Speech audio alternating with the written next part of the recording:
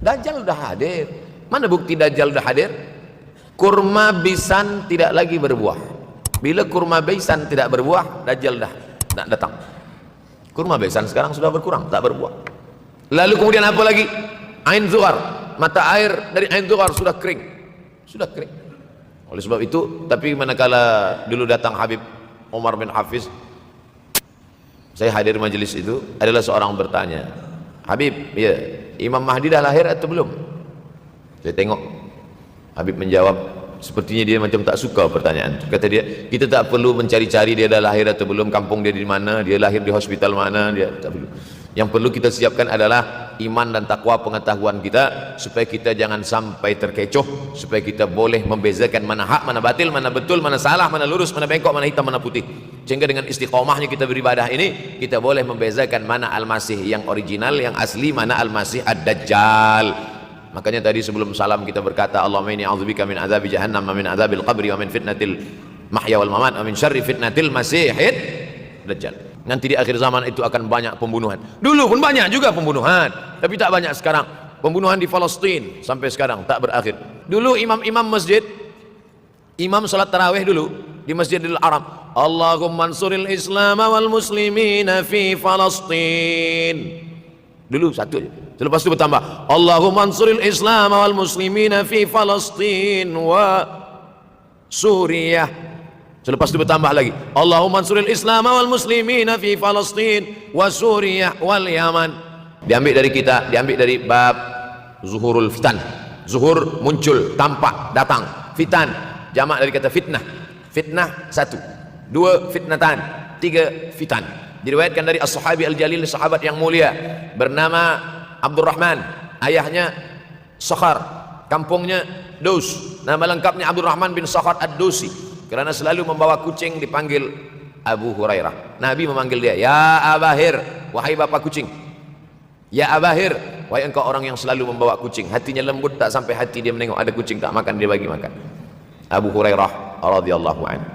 Apa kata Abu Hurairah radhiyallahu anhu? Aku mendengar Nabi SAW bersabda, di antara tanda-tanda dekatnya hari kiamat itu adalah, dalam hadisnya ada 5. Yang pertama, yataqarabuz zaman.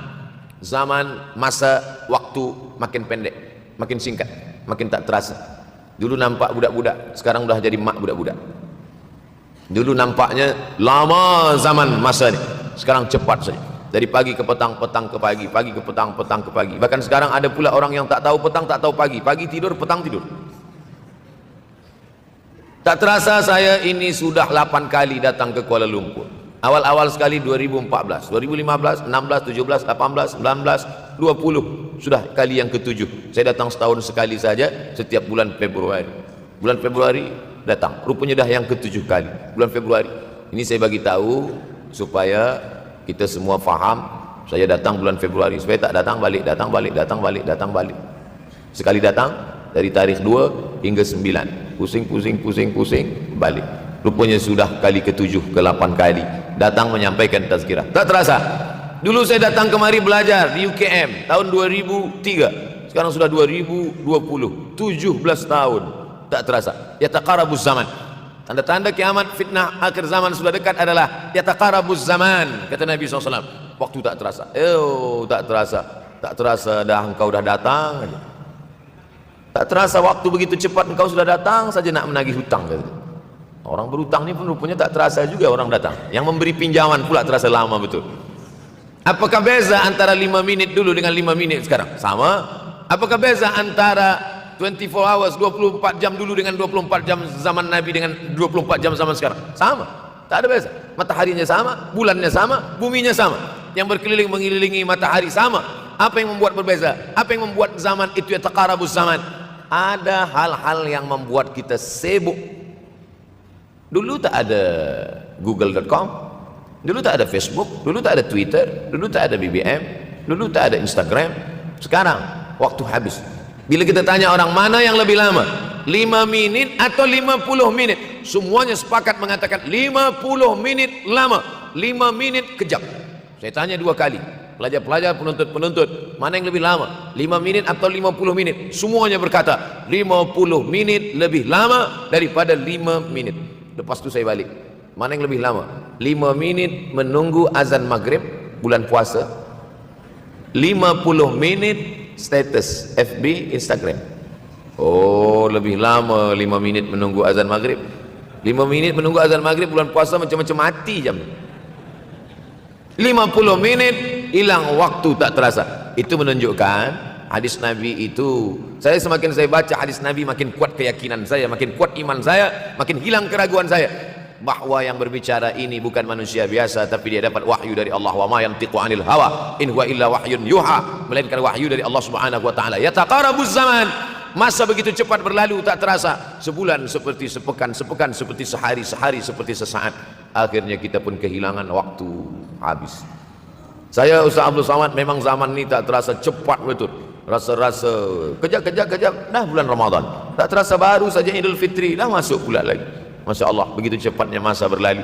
Maka jangan sampai saya semakin saya baca hadis ini semakin kuat keyakinan saya bahwa Nabi Muhammad sallallahu alaihi wasallam mendapat wahyu dari Allah Subhanahu wa taala, semakin kuat keyakinan dan keimanan. Kenapa? Seandainya Nabi berkata zaman nanti di akhir zaman itu semakin cepat, semakin dekat, semakin berlalu tak terasa, tapi kemudian zaman yang kita lalui tak sama seperti yang dikatakan Nabi, mungkin datang juga keraguan dalam hati, betulkah ini? Tapi ternyata 1441 tahun lampau, 1440 tahun yang lalu Nabi mengatakan, dan hari ini terbukti zaman begitu cepat berlalu. Masya Allah, tabarakallah. Hari inilah ditemukan internet, hari ini datang television, hari ini datang WhatsApp, hari ini datang yang melalaikan kita daripada Allah Subhanahu wa taala. Sehingga waktu datang sembang-sembang, cerita-cerita, tengok ini, update ini, tulis ini, tengok ini, pandang ini, habis waktu berlalu. Padahal waktu inilah yang akan ditanya oleh Allah Subhanahu wa taala. 6 kali Allah bersumpah demi waktu. Terbit fajar, wal fajri wa layalin nashr, masuk waktu subuh, was subhi idza tanaffas, masuk waktu duha, wad duha wal laili idza saja, masuk waktu siang, wan nahari idza tajalla, masuk waktu asar, wal asri innal insana lafi khusr, masuk waktu malam. 2 kali Allah bersumpah demi waktu malam, wal laili idza saja wal laili idza yaghsha. Kenapa hadis ini yang Ustaz bahaskan? Kami nak mendengar hadis tentang Dajjal dah lahir atau belum? Dajjal dah hadir. Mana bukti Dajjal dah hadir? Kurma bisan tidak lagi berbuah. Bila kurma bisan tidak berbuah, Dajjal dah nak datang. Kurma bisan sekarang sudah berkurang, tak berbuah. Lalu kemudian apa lagi? Ain Zuhar, mata air dari Ain Zuhar sudah kering. Sudah kering. Oleh sebab itu, tapi manakala dulu datang Habib Umar bin Hafiz, saya hadir majelis itu, adalah seorang bertanya, Habib, ya, Imam Mahdi dah lahir atau belum? Saya tengok, Habib menjawab, sepertinya dia macam tak suka pertanyaan. Kata dia, kita tak perlu mencari-cari dia dah lahir atau belum, kampung dia di mana, dia lahir di hospital mana, dia tak perlu. Yang perlu kita siapkan adalah iman dan takwa, pengetahuan kita, supaya kita jangan sampai terkecoh, supaya kita boleh membezakan mana hak, mana batil, mana betul, mana salah, mana lurus, mana bengkok, mana hitam, mana putih. Sehingga dengan istiqomahnya kita beribadah ini, kita boleh membezakan mana Al-Masih yang original, yang asli, mana Al-Masih Ad-Dajjal. Makanya tadi sebelum salam kita berkata, Allahumma inni a'udzubika min adzabi jahannam wa min adzabil qabri wa min fitnatil mahya wal mamat wa min syarri fitnatil masihid dajjal. Membaca, menghafaz 10 ayat di awal surah Al-Kahfi. Siapa yang menghafaz 10 awal ayat, hadis lain mengatakan 10 akhir, 10 awal 10 akhir, elok dua-duanya. Tapi Masya Allah, tabarakallah, anak-anak kita yang pakai jubah, pakai sorban putih ini, daripada tahfiz Quran, mereka tidak hanya menghafaz 10 awal 10 ujung, dari awal sampai ujung dia hafaz, 30 juzuk dia hafaz. Mudah-mudahan anak-anak kita penghafaz Al-Quran. Allahumma ja'al abna'ana wa banatina min hufazil Quran wal hafizat. Jadikan anak-anak kami menjadi para penghafaz Al-Quran, ya Allah, supaya selamat dia daripada fitnah Al-Masih Ad-Dajjal. Tapi saya pilihkan hadis tentang yang 5 ini. Dengan 5 ini kalau kita amalkan, insya Allah Allah akan selamatkan kita dari fitnah akhir zaman ini. Yang pertama, manfaatkan waktu, kerana waktu di akhir zaman ini yataqarabuz zaman, kerana waktu semakin dekat tak terasa, hilang, berlalu. Maka isilah waktu ini dengan ibadah. Jangan sampai ada waktu yang kosong. Duduk sejenak kosong, berselawat, Allahumma salli ala sayyidina Muhammad wa ala ali sayyidina Muhammad, Allahumma salli ala sayyidina Muhammad wa ala ali sayyidina Muhammad. Sempat-sempatkan ambil wuduk, solat duha walau 2 rakaat. Sempat-sempatkan sebelum tidur malam, solat witir 3 rakaat. supaya tidur kita sentiasa dalam wudu dan kita sempat salat witir. Andai mati kita malam itu, insyaallah mati dalam keadaan husnul khatimah. Usolli sunnatal witri salasa raka'atin lillahi ta'ala. Nanti malam jaga tidak witir lagi, hanya tahajud saja. Sempat-sempatkan salat tahajud. Elok amat sangat baik salat wudu 2 rakaat. Usolli sunnatal wudu raka'ataini lillahi ta'ala. Selepas salat wudu salat sunat taubat. Usolli sunnatat taubat raka'ataini lillahi ta'ala. Selepas salat sunat taubat salat sunat hajat. Usolli sunatal hajat. Selepas itu barulah salat sunat tahajud 8 rakaat. Nak tambah lagi 10, 12, 14 elok, tak salah, karena dia tiada batasan. Adakah sahabat Nabi yang melakukan ini? Ada. Qatadah bin Nu'man dari selepas Isya sampai azan subuh. Imam Ahmad bin Ambal dari selepas Isya sampai azan subuh. Bahkan mereka mengkhatamkan Al-Quran dalam tahajud mereka. Maka bahkan ada imam yang disebut dengan As-Sajjad, kerana banyak sujud kepada Allah Subhanahu wa ta'ala. Kerana akhir zaman ini godaan begitu besar. Dulu orang tengah malam tahajud, jam 2 malam, jam 3 malam dia bangun. Kerana dia membaca hadis sab'atun yudhilluhumullah. Ada 7 golongan yang mendapatkan naungan Allah. Yauma la dhilla illa dhilluh. Hari itu tak ada naungan kecuali naungan Allah. Rajulun, ada seseorang. Zakarallah, dia berzikir mengingat Allah khalian di tengah malam, tak ada manusia. Fafadat ainahu, menetes air mata. Maka yang pertama ini, jangan sampai kita kehilangan waktu, kerana waktu kasaif, waktu ini seperti pedang. Illam taqta'hu qata'aka. Kalau tidak kau patahkan dia, kalau kau dapat pedang, patahkan. Sebab kalau tidak kau patahkan, dia yang akan memotong engkau, mematahkan tulang-tulang engkau. Waktu ini kalau tidak kita manfaatkan, kita akan ditanya tentang waktu, kemana saja waktu yang sudah kau pakai. Inna sam'a, pendengaran, wal basar, penglihatan, wal fuad, hati, kullu ulaika kana anhu mas'ula. Semua akan disoal, semua akan diminta tanggung jawab di hadapan Allah. Kemana waktu yang sudah aku bagi dulu engkau pakai? Yang pertama nanti ditanya, la tazulu qadama 'abdin yaumal qiyamah. Kaki anak Adam tidak akan bergeser, tidak akan beralih dari tempat tegaknya pada hari kiamat, hatta yus'al, sampai dia disoal, sampai dia ditanya. La tus'alunna yauma idzin 'anin na'im. Banyak yang akan ditanya nanti, tapi Nabi bagi tahu di antara yang akan ditanya dari sekian banyak nikmat itu 4. Yang pertama, an umrihi fima afnah. Umur kemana engkau habiskan? Hari ini ada anak-anak muda belia umurnya 17 tahun. 17 tahun habis menghafaz Al-Quran. 17 tahun habis iktikaf dalam masjid. 17 tahun habis berzikir, berjubah, bersorban, mengabdikan ilmu, berkhidmat kepada ulama. 17 tahun habis. Tapi ada pula yang dibalik, 71 tahun habis. Rumah, office, kopi, rumah, office, kopi, rumah, office, kopi, batuk, mati habis. Apa yang dapat kita bawa menghadap Allah SWT? Yang pertama, yataqarabuz zaman. Yang kedua adalah wa yanqusul ilmu. Ilmu semakin berkurang. Kalau sudah ilmu berkurang, apa yang bertambah? Jahil. Kalau ilmu bertambah, jahil berkurang. Kalau ilmu berkurang, jahil bertambah. Mana ada orang jahil cakapnya didengar orang? Saya dulu awal-awal membaca hadis ini, wa yanqusul ilmu. Ilmu berkurang, jahil bertambah. Rasanya tak mungkin, tak logik, tak masuk akal. Mana ada orang tak berilmu cakap dia didengar? Sekarang baru saya faham. Dulu orang tak berilmu ditinggalkan orang. Sekarang orang tak berilmu, asal dia pandai berbicara, dia akan didengar orang. Bahkan orang jahil pula punya channel. Apa namanya? Jahil.com. Orang jahil punya channel. Banyak pula follower dia daripada follower kita. Banyak pula viewer dia daripada viewer kita. Sebab apa? Sebab yang menyaksikan tiada berilmu, yang berbicara tiada ilmu. Oleh sebab itu maka kita galakkan menuntut ilmu di majlis-majlis ilmu. Untuk apa Abdul Somad sudah berumur 43 tahun pun masih pergi juga lagi ke Sudan belajar? Apa yang nak dicari ini? Tak lain tak bukan, mudah-mudahan kita termasuk orang yang sampai akhir hidupnya mencari ilmu, insyaAllah.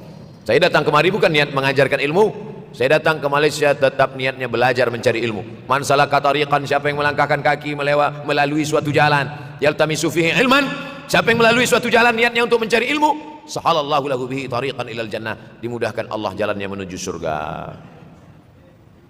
Innallaha la yantazi'ul ilma intiza'an. Innallaha la yanzi'ul ilma intiza'an. Allah kalau mencabut ilmu bukan macam mencabut pokok kayu dari tanah. La yantazilul ilmu intiza'an. Allah tidak mencabut ilmu macam mencabut pokok kayu dari tanah hingga ke akarnya, tidak.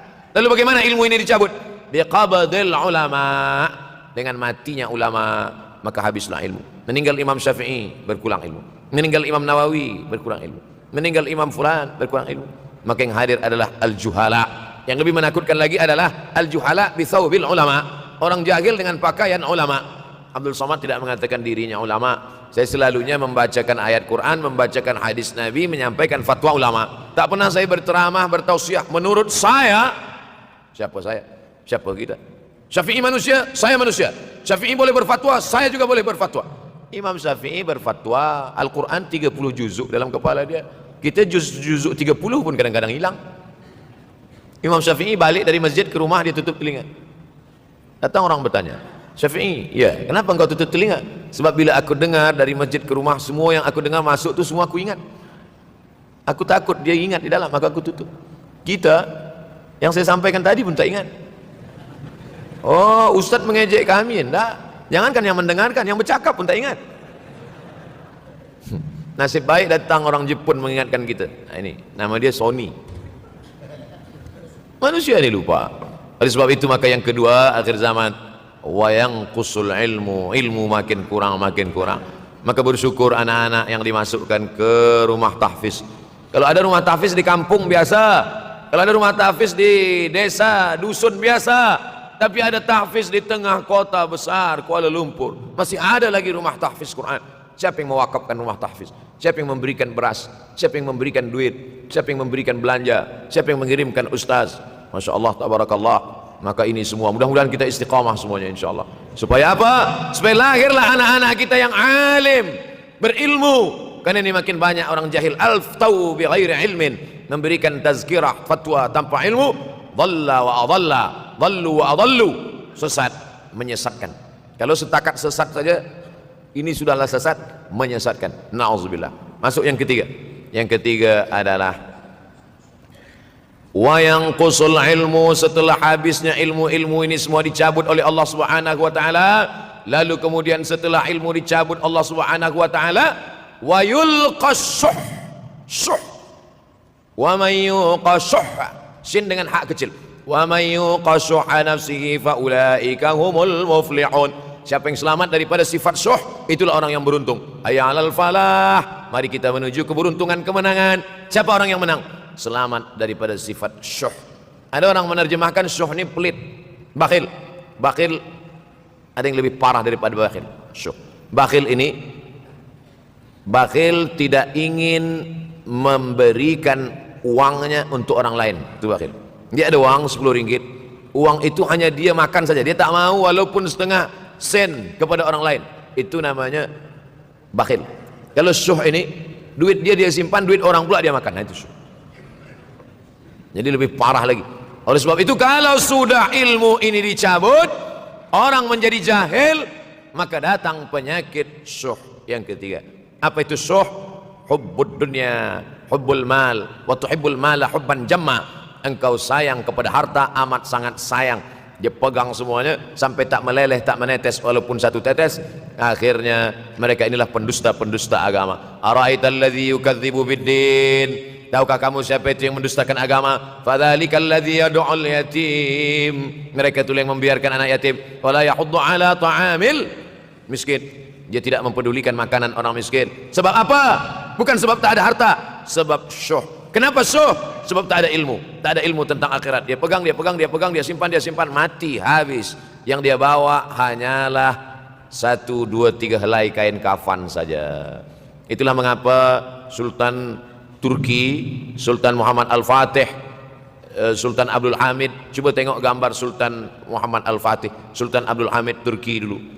Sorban dia besar-besar. Saya dulu terkejut, lama saya tengok, kenapa sorban orang Turki ini besar-besar? Lama-lama saya baca rupanya sorban orang Turki itu kain kafan. Tuan-tuan balik dari sini beli kain kafan 2 meter, ikatkan kepala, bawa semayang supaya ingat mati. Bolehkah menyiapkan kain kafan? Baca kitab Tambihul Mughtarrin, peringatan bagi orang-orang yang tertipu. Di situ ditunjukkan banyak ulama, bahkan mereka menggali tanah di dalam rumahnya. Malam-malam dia tahajud, selepas tahajud dia duduk di dalam tanah itu supaya terasa bagaimana rasanya mati. Gali tanah 2 meter, masuk ke dalam. Tapi kalau nak buat itu kita saja dengan Allah. Jangan pula, banyak juga orang sekarang udah gali tanah masuk ke dalam, streaming pula. Hai guys, nak rasakan mata? Mana boleh terasa? Kita saja masuk ke dalam, rasakan macam mana rasa. Sebab kalau cakap saja, marilah kita ingat mati, takutlah kita pada mati, kita tak tahu bagaimana rasa mati. Kalau nak merasakan bagaimana harus mati, nanti kalau ada orang mati meninggal dunia, masuk kita ke dalam, kita sambut jenazah, kita letakkan, kita duduk, rasakan. Ketika Fatimah meninggal, Fatimah emak Sayyidina Ali meninggal, Nabi masuk ke liang lahat. Masuk Nabi ke liang lahat, Nabi berdoa di dalam. Ketika Utsman bin Maz'un meninggal, Nabi masuk ke dalam, Nabi pegang jenazah Utsman bin Maz'un, meleleh air mata Nabi, turun ke misai, turun ke janggutnya, turun menetes sampai ke bawah. Merasakan bagaimana rasanya di dalam. Dulu saya pernah berjumpa dengan seorang pemuda, telinga dia pakai anting suang, lalu kemudian saya tengok banyak tato dia. Saya tanya, macam mana cerita awak bertaubat dulu? Mak saya meninggal, Ustaz Abdul Somad. Lepas tu saya tegak di tepi kubur. Macam ada yang menolak saya di belakang, masuk saya ke dalam. Masa masuk itulah terasa sejuk di kaki, datang rasa takut saya. Makanya kalau ada orang yang sudah kita bagi tazkirah, bagi nasihat tak juga, nanti ada orang meninggal, bawa dia agak dekat, senggolkan sedikit, jatuh.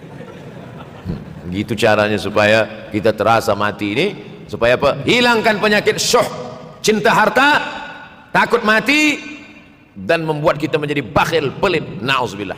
Yang keempat, wa tazharul fitan. Ini yang terkait dengan tajuk kita yang keempat. Wa tazharul fitan. Banyaklah fitnah, siksa. Dulu masa saya kelas 1 madrasah tahun 1990, berkumpullah kami bersama-sama dengan cikgu mengkaji masalah apa? Masalah Bosnia Herzegovina, mengamuk Slobodan Milosevic, menghancurkan umat Islam di Bosnia. Sampai ada yang meminta fatwa kepada Syekh Yusuf Al-Qardawi, bolehkah perempuan yang perempuan Bosnia yang dirogol tentara Serbia hamil, bolehkah dia menggugurkan anaknya? Kata Syekh Yusuf Al-Qardawi, tak boleh. Maka dia biarkan saja anak itu lahir dan dia tidak dianggap berdosa karena ini sudah takdir Allah SWT. Bagaimana mereka dibunuh? Maka makin banyaklah selepas Bosnia datang pula yang terjadi di Rohingya, di Uighur, umat Islam. Berkumpullah presiden-presiden negeri Islam di Kuala Lumpur. Erdogan datang, kumpul semuanya membahas bagaimana nak menolong Muslim Uighur. Rupanya umat Islam pun tak sanggup nak menolong. Apa yang boleh dilakukan di Uighur? Berdoalah umat Islam. Rupanya Allah kalau mau menolong, mudah saja Allah menolong. Tidak datang rudal skat, tidak datang tentera, tidak datang senjata, cukup datang corona, selesai. Allah Subhanahu wa taala, wa makaru wa makarallah. Mereka membuat tipu daya, Allah balas dengan tipu daya yang lain. In tansurullah, kalau kau tolong, ittaqu da'watal mazlum, takutlah kamu terhadap doa orang-orang yang teraniaya. Fa innahu laisa bainahu wa bainallahi hijab, karena di antara dia dengan Allah tak ada hijab sama sekali. Wa yakthurul wa tazharul fitan, banyaklah fitnah. Yang terakhir, yang kelima, wa yakthurul haraj. Wa yakthurul haraj, banyak terjadi haraj, kata Nabi. Sahabat pun bertanya, ya Rasulullah, wa mal haraj? Apa haraj itu ya Rasulullah? Kata Nabi SAW, al haraj al qatlu. Nanti di akhir zaman itu akan banyak pembunuhan. Dulu pun banyak juga pembunuhan, tapi tak banyak sekarang. Pembunuhan di Palestina sampai sekarang tak berakhir. Pembunuhan Rohingya tak berakhir. Pembunuhan di Uighur, pembunuhan. Dulu imam-imam masjid, imam salat tarawih dulu di Masjidil Haram, Allahumma ansuril Islam wal muslimina fi Palestin. Dulu satu aja. Lepas itu bertambah, Allahumma ansuril Islam wal muslimina fi Palestin wa Suriah. Selepas itu bertambah lagi, Allahumma ansuril Islam wal muslimina fi Palestin wa Suriah wal Yaman. Selepas itu bertambah wa Uighur wa, akhirnya wa fi kulli makan. Semakin bertambah. Oleh sebab itu maka ini di antara fitnah akhir zaman. Man lam yahtam bi amril muslimin falaysa minhum. Selepas kita kaji hadis ini, apa tujuan kita? Tujuan kita semakin menguatkan keyakinan, banyak-banyak beribadah, nasihatkan anak menantu, sahabat, jiran, tetangga supaya semakin istiqamah menjalankan syariat, rajin-rajin solat berjamaah, banyak-banyak berzikir, hatamkan Al-Quran, banyak-banyak berinfak, banyak-banyak bersedekah. Andai mati kita, insya Allah mati dalam keadaan husnul khatimah.